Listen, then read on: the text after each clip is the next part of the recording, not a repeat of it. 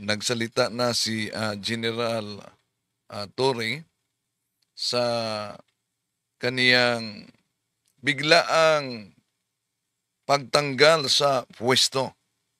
At ayon kay Attorney Claire Castro, di daw umano ito basta-bastang tanggalin kung ah, walang sapat na dahilan at para ikabubuti ng taong bayan. Paano ngayon?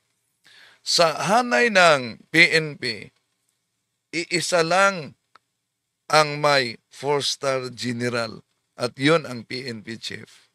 Ngayon, tinanggal si General Torre. Si General Torre ay nakatakdang magretero ngayon pang 2026. Matagal pa. So, kung tinanggal siya sa pagka PNP chief at meron na siyang 4 na star sa balikat, 4-star siya, at papalit, itong tinanggal niya sa pwesto na second in command, na yun daw ang dahilan kung bakit natanggal si Torre dahil nagawa siya ng sariling aksyon na dapat ang pagtanggal, lalo na sa second in position, dadaan sa Napolcom o sa presidente. So ano ngayon? Si Nartatis Jr. ang OIC PNP chief. So nagiging 4-star na siya. At sa hanay ng istruktura sa PNP, kailangan may iisa lamang na 4-star at yon ang PNP chief. So ano mangyari kay General Torre? Kailangan ba siyang agad-agad magretero para mabakante ang kanyang pagka 4-star? Ayon sa Malacanang, si Atty. Claire Castro kanina sa press conference, may bagong posisyon daw ang ino-offer ng Malacanang para kay Torre. Ito ang press conference kanina lang. Pero ano yon na posisyon? Ano po yung posisyon na sinasabing pwedeng ialok ng Pangulo kay General Torre? Hindi pa po natin maisisiwalat ang detalye patungkol po dito. Pero confirm po na may inaalok pong posisyon. But may we know the reason or what convinced the President to relieve General Torre as PNP Chief? We all know na nagkaroon po sila ng issues between Napolcom and General Torre. But what really convinced the President to remove him? Maliwanag lang po siguro ang pagkakasabi ni Secretary John Vic Rimulya kahapon. At mayroon mga issues na hindi na pagkasunduan. At we just have to respect the wisdom of the President on this matter. Sorry, just one quick follow-up po. Pero ganun po ba katindi yung naging issue? Because despite the things that were accomplished by General Torre, he led the arrest of former President Duterte, kay Pastor Kibuloy, and this messy transition could have been prevented if the position was announced first, the new position was announced first before he was relieved. So, what really happened? Huwag naman natin masabi nagkaroon ng messy transition because nagkausap naman po sila at alam po natin na naiintindihan ni General Torre kung ano yung naganap at nirerespeto rin po niya kung ano po yung naging desisyon ng Pangulo. So, Pero di ba ituring na sampal mismo kay dati na, no? Dahil tinanggal siya. Dating PNP Chief General Nicolas Torre na yung tinanggal niya na second in command, Nartatis Jr., Lieutenant General Nartatis Jr., Jose Nartatis Jr., tinanggal yon. Inilipat ni Torre na dapat umano, ayon kay Senador Lacson, dadaan yan sa Napolcom at sa presidente. So, nag-iisa umanong kumilos si General Torre. Bakit nasabi natin parang sampala? Dahil yung tinanggal ni Torre, yon ang nagiging kapalit niya sa pagiging PNP chief, nagiging OIC ngayon, no? nagiging OIC. So, siguro, mag-early retirement itong si General Torre dahil kailangan na iisa lang ang merong 4-star. Iisa lang. O, ano kaya ang posisyon na ino-offer ng Malacanang para kay General Torre? Di pa binanggit ni Attorney Claire Castro. Bago dyan, kumusta? Welcome sa ating mga suking taga-subaybay. At kung bago lang kayo sa ating channel, ako po si Bradwindel Talibong, makasama ninyo. Inaanyayahan natin na huwag kalimutang pindutin ang like sa ating live at huwag din kalimutang mag-subscribe at pindutin ang bell button para updated kayo mag-comment at i-share ninyo. Kumusta sa lahat nating mga suking taga-subaybay? Well, nag-react dito ang mga retired general kaugnay sa pagkatanggal, no? Pagkatanggal ni PNP Chief, dating PNP Chief General Torre. No? Sa interview, kanina ito. Retired Police Colonel Mariano Santiago na Philippine Constabulary. Nasa Zoom na po natin. Kung tandaan ninyo, si General Torre ang kauna-unahang PNPA na nagiging PNP Chief. Dahil mula pa noon, ang nagiging PNP Chief ay galing sa PMA. Ngayon, si General Nartates balik naman sa PMA dahil PMA ito. Si General Torre lang ang PMPA na naging PNP Chief at natanggal agad. Okay, pakinggan natin ang mga reaksyon ng ilang retired general. Colonel, magandang umaga po sa inyo. Good morning! Magandang umaga naman, Si Alvin po, and opo. Sa ating mga nakikinig. Opo, pahingi na lang po ng Pero bago dyan, acknowledge natin ang mga pumasok pala sa ating comment section. Welcome sa lahat. Anong masasabi ninyo? Ano? Walang sound si Attorney Claire? Sandali. Wala bang sound? Di niyo narinig si Attorney? Wala pong sound. Sandali ha. Ating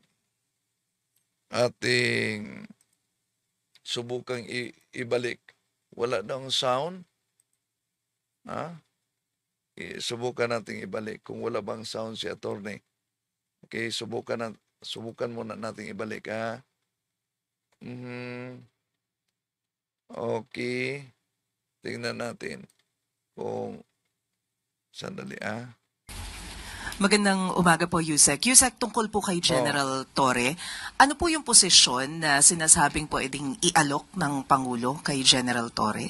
Hindi pa po natin maisisiwalat ang detalye patungkol po dito. Pero confirm po na may inaalok pong posisyon.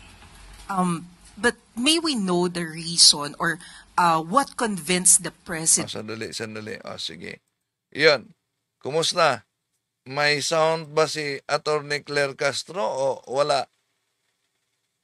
Maulan na hapon. Sa start po, walang sound. Ano? Ang akin, walang sound ang akin? Yung start. Sandali, Wala daw sound.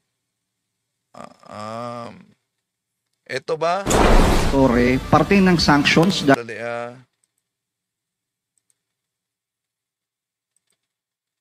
Sibak. Nakakumpirma nga lang ngayon ng Malacanang.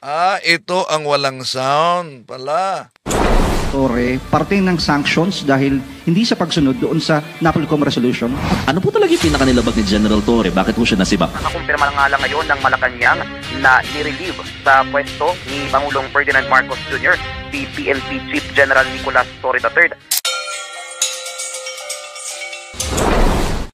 PNP Chief General Nicolas Torre III sinibak na sa umanong pang-abuso sa kapangyarihan Ayon kay Senador Ping Lacson, na ito ang posibleng dahilan kaya nasibak sa pwesto si PNP at Chief General Nicolas Torre III. Ayon kay Lacson, nag-iisang umaksyon si General Torre sa pagsibak sa second in command na si Lieutenant General Jose Melencio Nertatis Jr. Sa patakaran umano, aniya, kailangan na may clearance sa Pangulo o sa DILG ang pagtalaga o pagsibak sa sinumang second in command o kaya'y sa PNP Command Group tulad ng Deputy for Administration. Sinabi ni Lacson na noong siya pa ang PNP Chief na kahit binigyan siya ni Estrada ng absolute authority sa pagpatakbo at pangangasiwa sa PNP, hindi niya umano ginamit ang absolute authority sa pagtalaga sa miyembro ng PNP Command Group. Ang mahalaga umano, ngayon ay magiging maayos ang transisyon sa kapalit ni General Torre sa pwesto. Ang pagkaalam ko, na-demote si Nartatis at yung Bapang General na Ilocano, nagdadaig kung bakit daw nangyari yun. Kaya sinita ko siya, sabi ko, hoy, ba't ganun? Nako, may balik yan, magdahan-dahan ka. Hindi ko naman alam, magiging bilang anghel ako.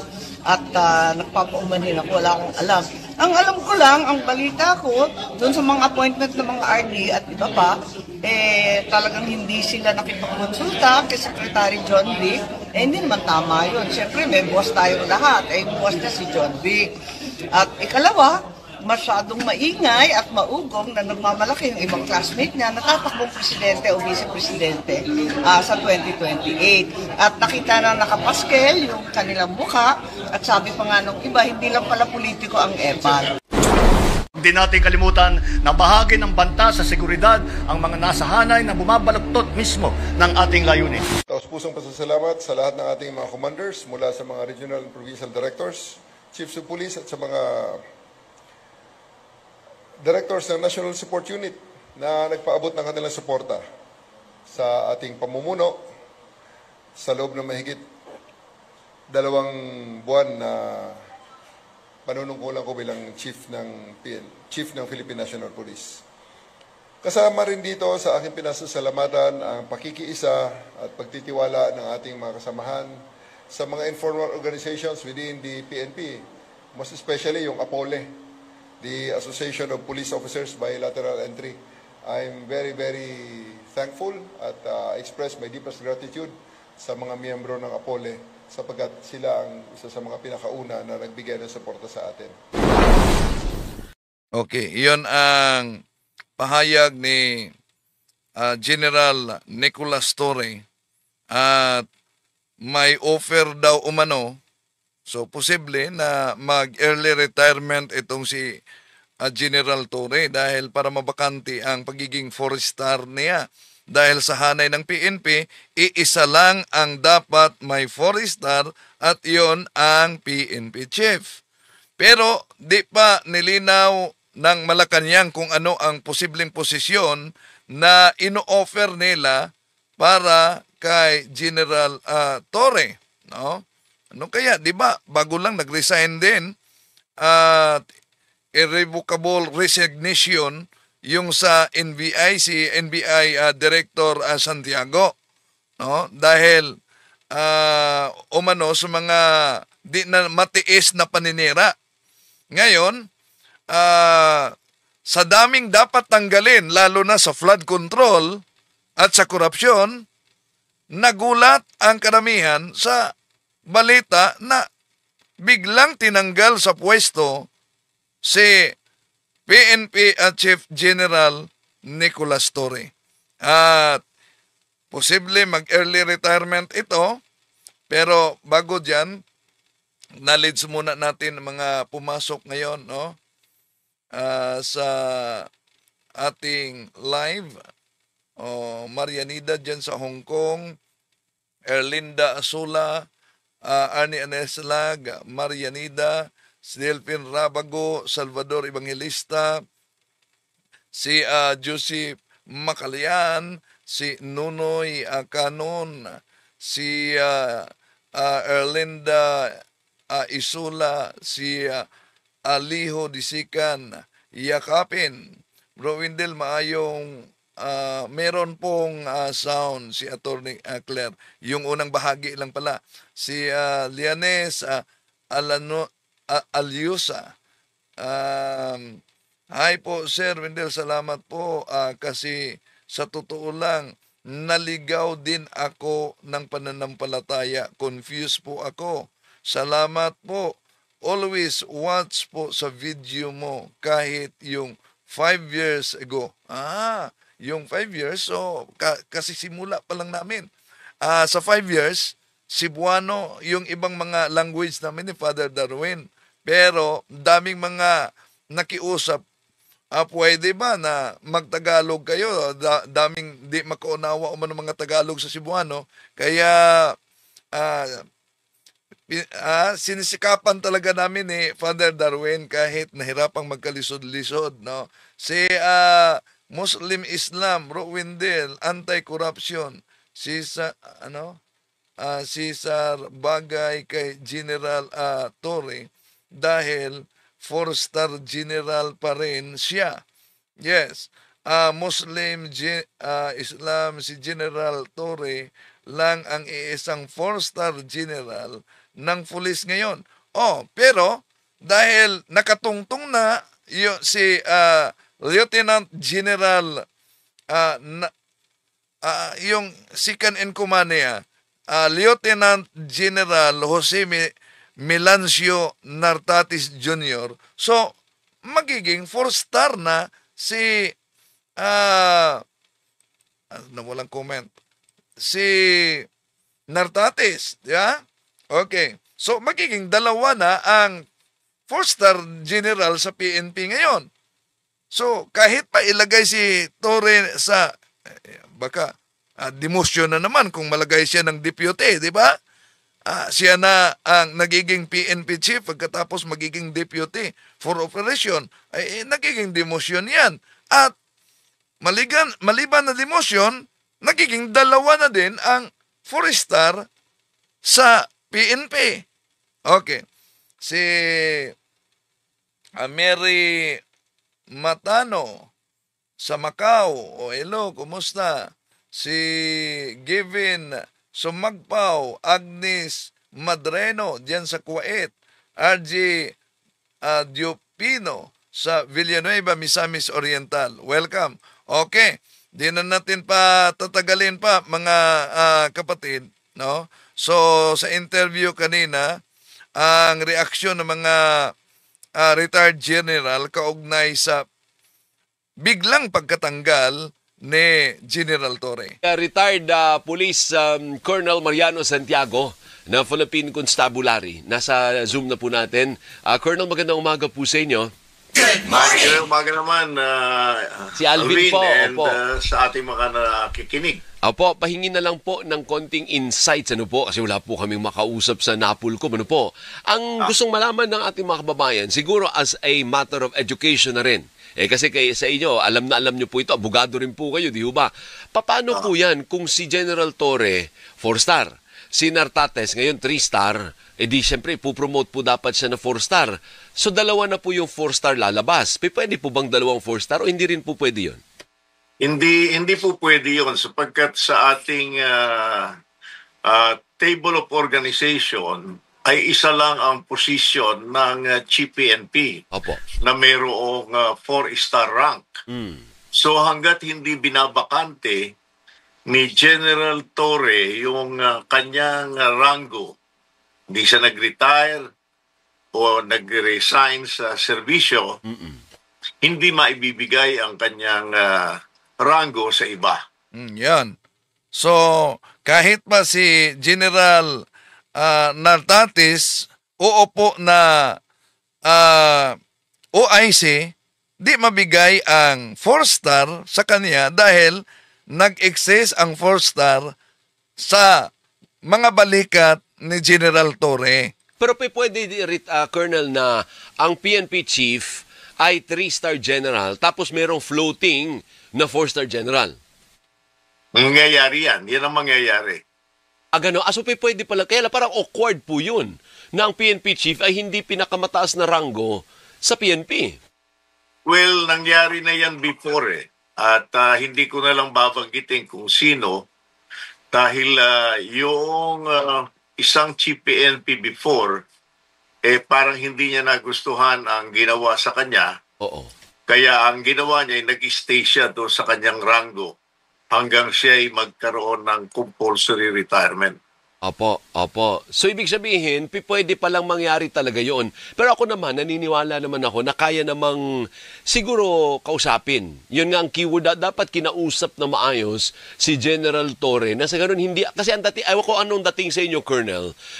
Para bang nabastos si General Torre sa pagkakataong ito? O hindi, normal lang yan? Nangyayari talaga yan sa PNP?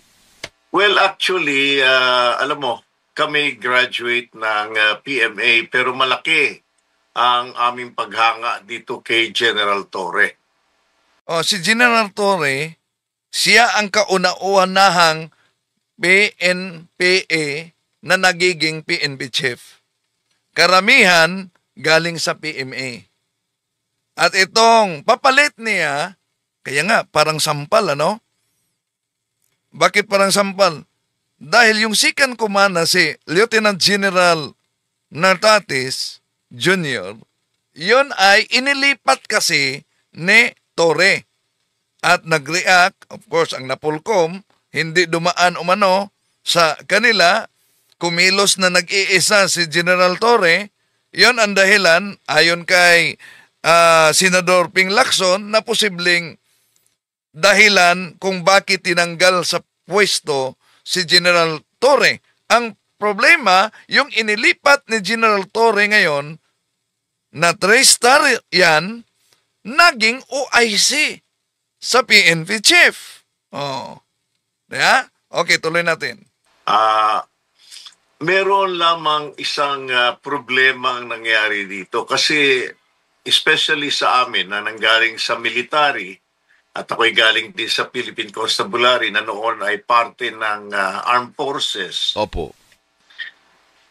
Meron sigurong konting naging lapse si General Torre dahil ako mismo iniisip ko na unfairly treated siya. Personally, yun ang aking nakita dahil ako'y humahanga sa kanya bagamat hindi kami personal na magkakilala. Opo. Pero sa training ng ating especially military, which palagay ko naman hindi rin naiba ang PNPA dahil ang nagsimula ng PNPA ay puro mga PMAers din. Meron tayong tinatawag na discipline kasi ang sa mission ng military, hindi po pwedeng hindi susunod doon sa principle ng unity of command. Nagkataon na ang supervision and control ng Philippine National Police ay ibinigay sa National Police Commission. After magkaroon ng review, yung ginawang reshuffle ni General Torre, na sa palay ko naman ay intended niya talaga na ma-streamline niya at talagang kumpleto ang kanyang control sa pulisya. Ay nakaligtaan niya na merong nakatataas sa kanya. Kasi ang yung spokesperson si General Pajardo, alam niyo, abogado yan. No? Wala bang naka-advise ni General Torre na ito ang proper at protocol para sa paglipat sa isang, lalo na sa second in command, no? Na talagang dadaan sa Napolcom at i-review ng presidente. Tuloy natin. Basic ang principle kasi ng disiplina Ang commander ay responsible sa lahat ng gagawing maayos at hindi maayos ng kanyang unit. Opo. At ito ay importante, especially sa giyera, dahil hindi po pwedeng merong magkakaibang desisyon. Tama. So si Colonel, si General, sa palagay mo, na meron din siyang, kagaya ng sinabi ni Senador Ping, meron din siyang parang overreach sa kanyang otoridad. Sumobra, lumabis din siya sa kanyang otoridad. Well, later on yan ang lumalabas dahil matapos na pagsabihan na siya at binawi na yung kanyang ginawang reshuffle, parang lumabas pala doon sa flag ceremony ng PNP na pinakilala pa rin niya yung sinasabi niya, ito yung aking deputy, no? Oo. Kumaga dinify, parang sinuway niya. Sinabihan ka na, hindi mo pa rin sinunod. Iyon, na-defy niya. Alam mo so, nagturo siya ng kanyang bagong deputy sa second in command. At itong si Nartates Jr., Ilocano, so, kaya nga, ayon kay Senador Marcos, na siya mismo nag-react. Bakit ganon? Kasi ang, kumbaga, bagamat yan ang nasa batas, pero extension ng presidente ang napolkom dahil yung control sa pambansang pulisiya ay ibinigay sa National Police Commission. Nagkataon naman na ang chairman ay ang secretary ng local government. Tama. So, hindi ko alam ang politics sa kanila doon sa loob noon. Pero kung susundin natin, assuming na walang anumang malis, dapat siguro sumunod siya at kaya nagpaalam muna. Oo. Na sir, ganito. Babalasahin ko. Gusto kong balasahin. Tama. Normally yan ganun. Noong ako'y nasa LTO, ano man ang aking mga policy na kailangan kong ipatupad, kahit papano, meron lang akong information at tacit approval sa aking minister. Opo. Pero granting na tama po kayo, tama tayo na ganyan nga po nangyari, the situation could have been handled better. Do you agree na meron pang ibang paraan sana na hindi umabot sa ganyan na parang napahiya naman yung mama? Well, nangyari yan kasi alam mo, hindi natin matatawaran na ang presidente naman ay nakaka-recognize ng accomplishment, di ba? Dahil noong i-promote siya, yun ang form ng kanyang reward. Pero Correct. alam mo yung sistema ng, especially sa uniform services, meron tayong sistema ng reward and punishment. Malaki ang paghanga rin naman sa kanya ng presidente noon Yun ang kanyang reward. Pero nagkaroon nga, tama yung sinabi ni Senator Ping Lacson, na nagkaroon siya ng konting overreach. Siguro naman well-intended yung mama. Kaya lang, alam mo, sabihin na natin, may kasama na sigurong pride dito Abay, akong ang secretary mo, binaliwala mo ko. Tsaka chairman yun ng Napolcom. Chairman siya, pero siya rin yung DILG chief Tama. Opo. So, let's move forward. So, tapos na yan. Nangyari na yan. Wala tayong magawa. Hindi na natin maibabalik yung nakaraan. Moving forward, Colonel, ano ba dapat ideally? Ano ang dapat mangyari? Siguro, kung sa akin yan, dapat siguro kinausap siya silently. Assuming kung ako siguro ang SILG o Secretary of Local Government o hindi man si Secretary John Vic, assuming na meron na silang brief, siguro ang presidente, I would have, kung ako yung presidente, Opo. Siguro itatawagin ko siya sa palasyo. Opo. At hindi ko naman siya gagawan ng embarrassment. Correct. Kasi gano'n nangyari na embarrass po siya. Although sabi ni Secretary John Vic, 5 beses daw niyang tinawagan Pero mukhang hindi sila nagkausap dahil para sabi niya nasa dinner daw or something. Ano po? Pero baka pag Malacanang siguro tumawag, hindi ka naman tatanggi. At saka pag boss mo ang tumatawag, di ba tayo naman, pag boss natin yung tumatawag, maybe one missed call, tatawag ulit kagad tayo na sabihin, oh shucks, si boss pala tumatawag. Yun ang hindi natin alam, yung namagitan sa kanilang dalawa ni Secretary Rimulya. Opo. Pero being a very important person sa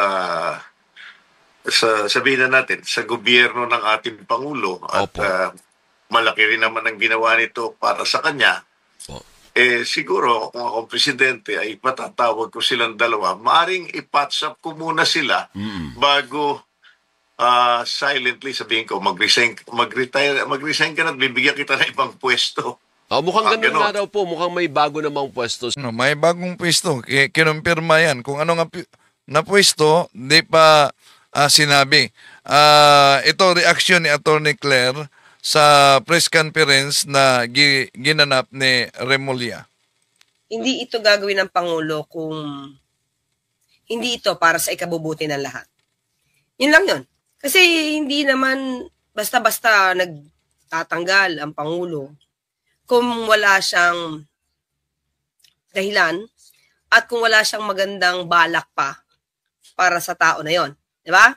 So anyway, pakinggan na lang natin mga clear at saka natin tignan. Pero di ba malaking insulto talaga ang nangyari para kay General Torre na yung second in command niya na Lieutenant General Jose Nartatis Jr.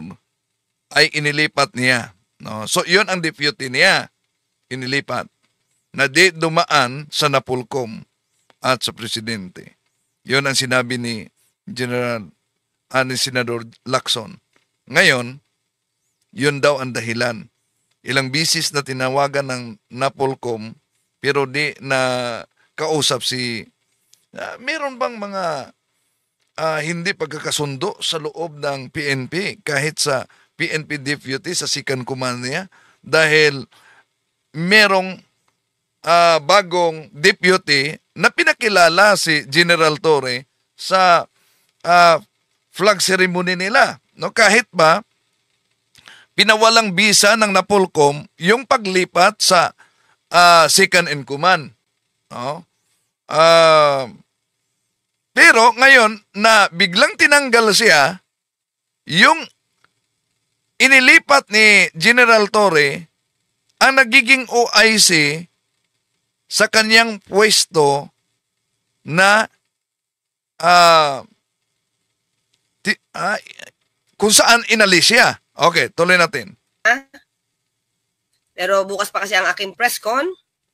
Pero sige. Yung kagabi ito na live ni Attorney. So bukas, kanina, yung na tunghayan ninyo na press conference na sinabi niyang ang Malacanang ay nag-offer ng bagong posisyon para kay General Torre. Ayan natin dito.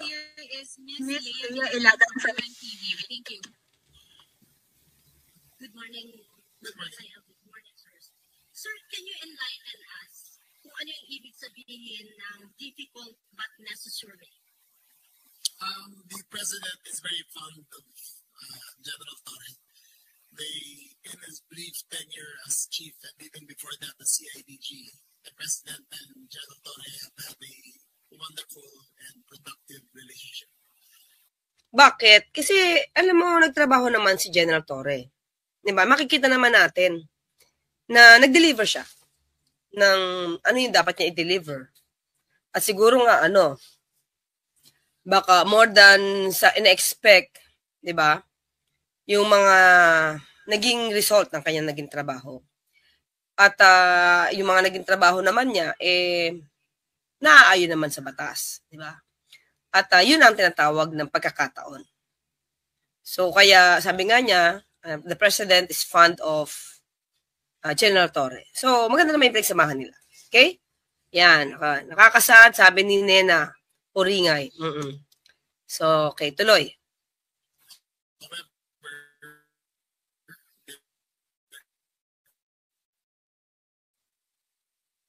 comes to crossroads. Mahina ata ang press conference. Okay. So, mga ka-clear, kasi may mga pagkakataon na ang issue kasi is internal. Kung meron man nagiging, let's say, hindi pagkakasundo or may nagiging issue sa loob, normally dapat hindi na sinasabi ito in public. Kung bakit talaga, anong dahilan. Syempre, kasi kung may kinalaman naman to sa security, so hindi naman daw, ito dapat na i-reveal pa, no? Yung detalye. At sa pag-aaral ng Pangulo, sa tingin niya, mas dapat na, ito yung dapat na maging desisyon. Diba? Pero hindi ibig sabihin noon na nasira naman yung kanyang tiwala kay General Torre. Kasi makikita mo naman at madidinig natin sa sinabi ni Secretary John Vic. Sandali, lipat tayo sa press conference. Di natin marinig yung press conference ni Remulla, no? Ito ang conference from ni our department. Remulla. The palace kasi affirms that President Ferdinand Marcos Jr. has made the difficult but necessary decision to relieve PNP Chief Police General Nicolas Torre III of his duties. The President believes that his national security apparatus must always work within the framework of the law. With the recent developments, the President was presented with the facts, and he determined that the best course of action is to uphold the role of NAPOLCOM as it was intended by law. As part of this resolution, the President decided to relieve Police General Torre. This was not an easy choice, but it was made in the national interest. The President is committed to ensuring a unified direction and collaboration across all areas in his cabinet, particularly those responsible for delivering security, peace, and order. The President expresses his thanks and gratitude to Police General Torre, as his brief tenure brought new life and energy into the PNP. Nevertheless, the mission must continue. The Filipinos must be safe.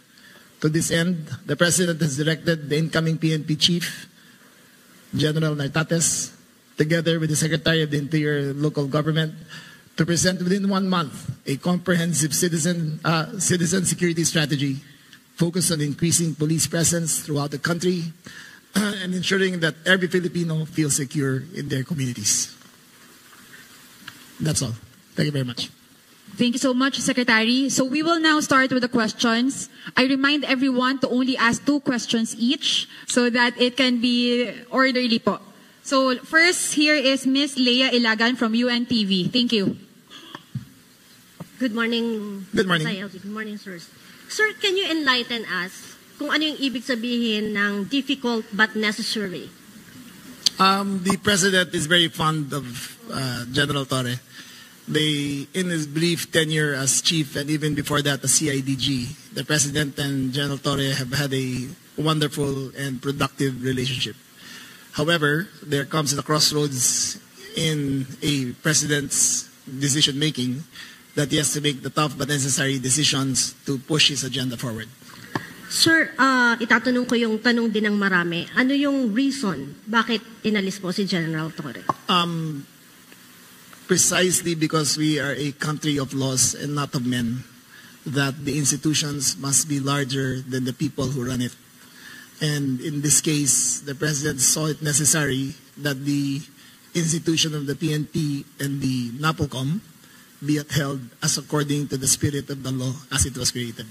Sir, may connection ba ito doon sa... Ito na yan. Follow up na lang, sir. Okay. Last na, sorry. Sir, para lang mabuo yung storya. Sir, may connection ba ito doon sa nakaraang resolution ng NAPOLCOM na hindi po nasunod? Parang hindi naglabas o hindi na sunod ni General Torre? Yung NAPOLCOM resolution ng mga reshuffle ng mga opisyal? That, among other things, is part of the consideration of the President. Okay. Thank you, Ms. Leia. Thank you, sir. Third, Ann Malonzo from Sunstar. Sir, good morning. Sir, yes. So, my first question, saan na po ngayon ang i-assign si General Torre? And what will happen, sir? Kasi nasa kanya yung 4-star. Yes, that issue, General Torre has been informed of his relief.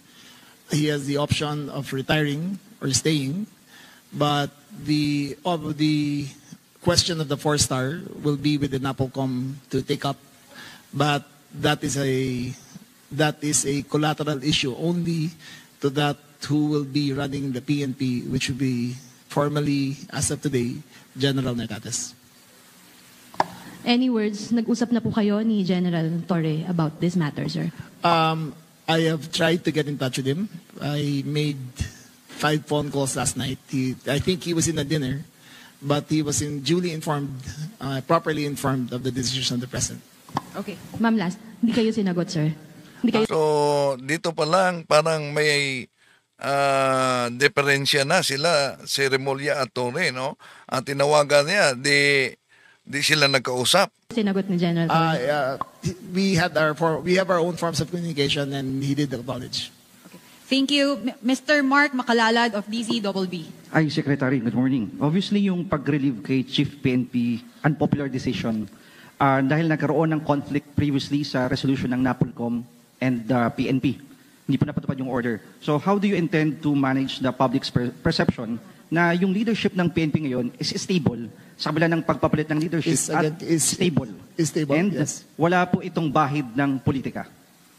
That is precisely why we are doing this, because we want to take politics out of the equation. When you have issues arising, you must resolve it according to the rules of the institution, and that's what we are doing. This is not a popularity contest. This is a question of maintaining the integrity of the institution. Sir, binalikan ko yung resolution ng NAPOLCOM 2025-0531 adopted last August 14. It states that non-compliance with the requirements herein prescribed shall subject accountable officers to administrative sanctions. So itong pag-relieve kay General Torre, parte ng sanctions dahil hindi sa pagsunod doon sa NAPOLCOM resolution?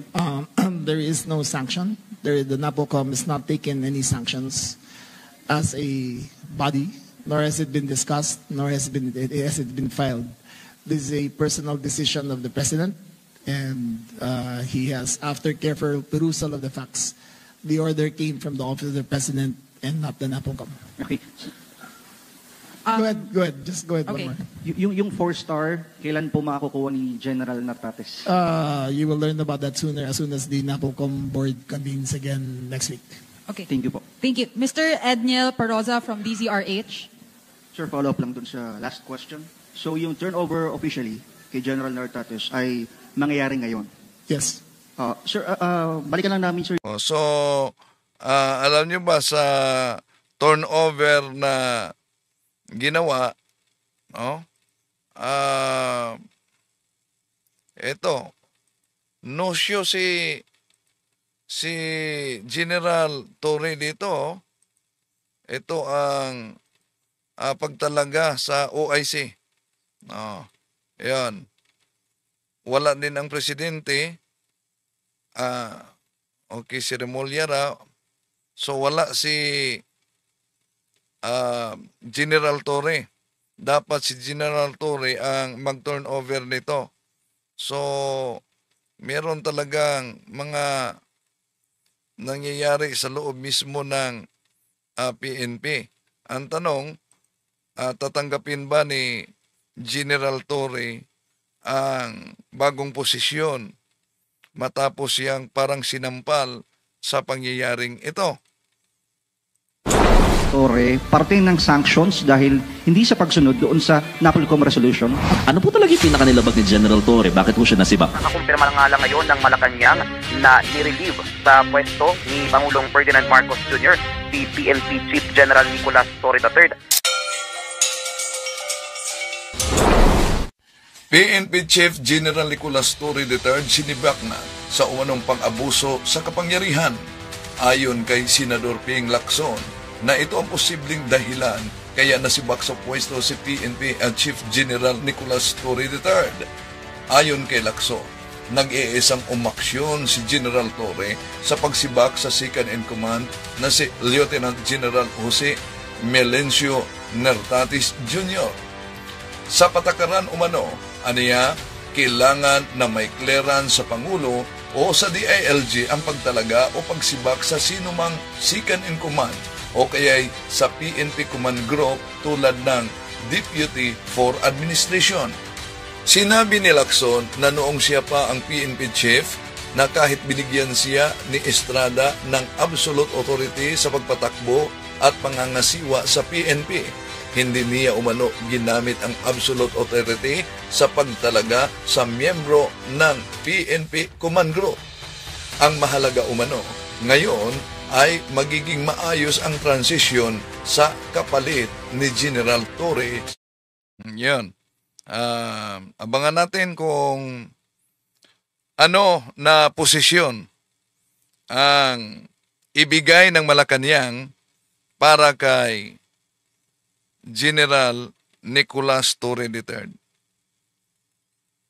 Sana kaugnay sa flood control din na usapan. Usaping flood control. May matanggal. Maraming salamat sa inyong pagsubaybay. Hanggang sa muli.